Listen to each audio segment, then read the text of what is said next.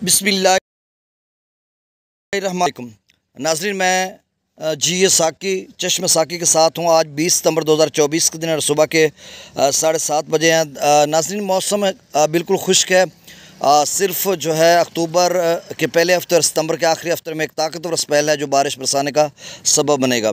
सतलुज में गंडा सिंह वाला पर 77, सुलेमान पर 2001, इस्लाम पर 0 क्यूसेक, रावी में जसर पर 2129, शादरा पर 9240, बदलोकी पर 11120, सदनई बराज पर 5900, चनाब में मराला पर 4000, खानकी पर 3642, कादराबाद पर 0, त्रिमु बराज पर 10,056, पंजनद पर 10,025, दरिया जेला में मंगला डैम से 57,725, रसूल पर से खराज 15,800 क्यूसेक, दरिया सिंध में स्कर्दू पर 45,000, पीपरेज पर 57,000, बिशाम पर 62,000, तरबेला डैम से 1,11,000, तरबेला डैम से 1,16,000, काबुल दरिया में 20,000, कालाबाग पर 1,03,000, चश्मा पर 1,45,000, तौसा पर 1,11,000, गुड्डू पर 93,000, सखर पर 37,000 और कोटरी पर 48,000 क्यूसेक अखराज हो रहा है।